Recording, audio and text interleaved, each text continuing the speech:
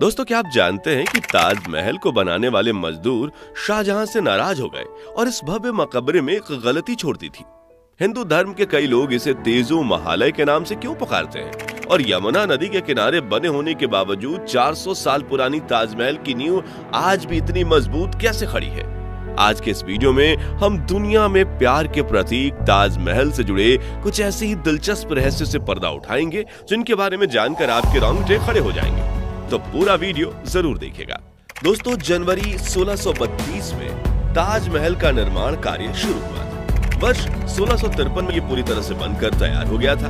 कहा जाता है कि ताजमहल बनाने में शाहजहां ने उस वक्त के 400 करोड़ रुपए खर्च किए थे, जिससे उनके शाही खजानों के भंडार खाली हो गए थे। वहीं इस खूबसूरत इमारत को बनाने में 20,000 मजदूरों ने 21 साल तक दिन रात काम किया था।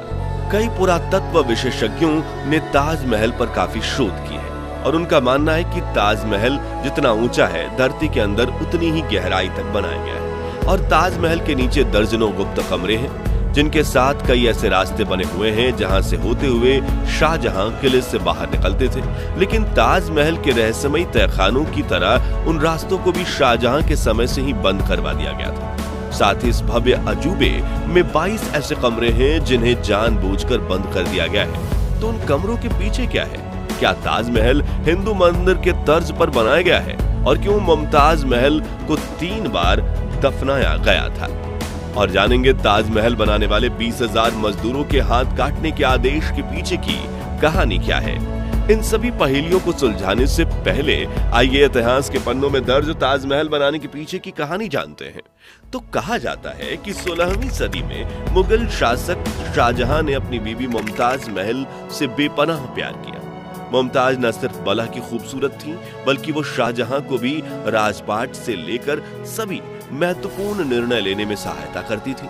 लेकिन जून 1931 में जब शाहजहां को गद्दी पर बैठे 4 साल भी पूरे नहीं हुए थे, तब अपने 14वीं संतान को जन्म देते वक्त मुमताज की तबीयत काफी बिगड़ गई थी और उनकी प्रसव पीड़ा करीब 30 घंटे तक चली। इसी दौरान शाहजहां ने अखंड भारत में मौजूद सभी डॉक्टर्स और हकीमों को मुमताज का इलाज करने के लिए बुलाया और दुआओं के लिए गरीबों में पैसे बांटे। लेकिन 17 जून 1931 के दिन मुमताज महल ने इस दुनिया को हमेशा हमेशा के लिए अलविदा कह दिया। शाहजहां के बारे में लिखने वाले बताते हैं कि उन पर अपनी प्रिय बीवी की मौत का काफी बुरा असर हुआ और पूरे 1 हफ्ते तक ना वो अपने कक्ष से बाहर आए और ना ही उन्होंने राजपाट के किसी काम में हिस्सा लिया। उन्होंने संगीत सुनना, गाना और अच्छे कपड़े पहनना सब कुछ छोड़ दिया। अगले 2 सालों तक उसके बाद हर बुधवार को, जिस दिन मुमताज का निधन हुआ था, उन्होंने सिर्फ सफेद कपड़े ही पहने। लगातार रोने की वजह से उनकी आंखें कमजोर हो गईं और उन्हें चश्मा पहनने के लिए मजबूर होना पड़ा। मुमताज के लिए उनका बेपनाह प्यार इतना सच्चा था कि वो दुख, दर्द और पीड़ा में शारीरिक रूप से भी कमजोर होने लगे। उदाहरण के रूप में इस घटना से पहले उनकी दाढ़ी और मूंछों में इक्का दुक्का ही सफेद बाल हुआ करते थे, जिन्हें वो अपने हाथ से तोड़ तोड़ कर फेंक देते थे। लेकिन कुछ दिनों के भीतर उनकी 1/3 दाढ़ी सफेद हो गई।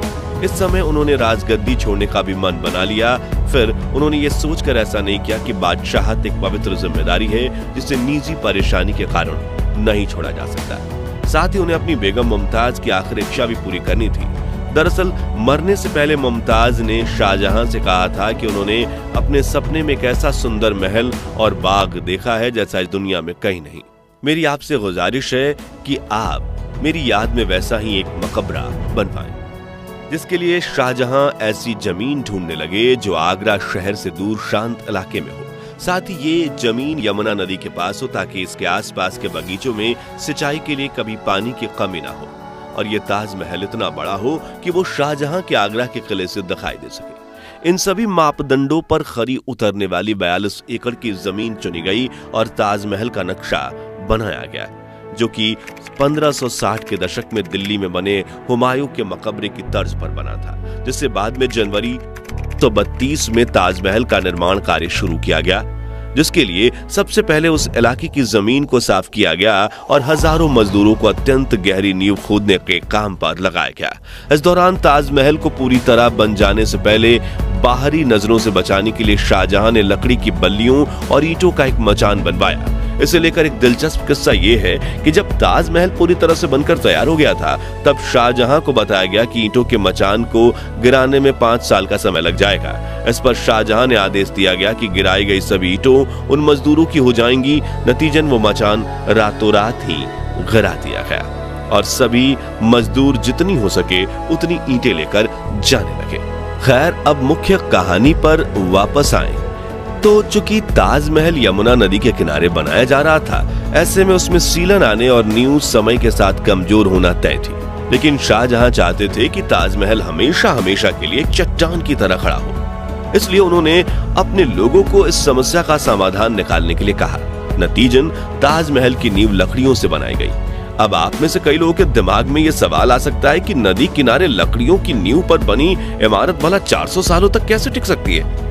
तो इसके पीछे यमुना नदी एक महत्वपूर्ण भूमिका निभाती है। दरअसल ताजमहल की नींव में इस्तेमाल की गई लकड़ियां एबोनी यानी आबनूस नाम के खास तरह के पेड़ की है। ये लकड़ियां एक तरह से पत्थर की तरह होती हैं, जो आम लकड़ियों की तरह पानी में तैरती नहीं बल्कि डूब जाती हैं। इन लकड़ियों की खासियत यह है कि इनमें दीमक नहीं लगती और सबसे महत्वपूर्ण बात यह है कि अगर आबनूस की लकड़ियों में हमेशा 30 से 40% नमी बनी रहे तो वो कभी खराब भी नहीं होती। और यमुना नदी का पानी इन लकड़ियों में पर्याप्त मात्रा में नमी पहुंचाता है। इसी वजह से लकड़ियां पत्थर से भी ज्यादा मजबूती से जमी हुई हैं। लेकिन कुछ पुरातत्व विशेषज्ञों को भविष्य में ताजमहल के कमजोर होने का डर सता रहा है, क्योंकि यमुना नदी का पानी कम हो रहा है और शायद वो भविष्य में पूरी तरह से सूख सकती है, जिससे ताजमहल की नींव को नमी नहीं मिल पाएगी। इसलिए यमुना के संरक्षण की कई परियोजनाएं चल रही हैं।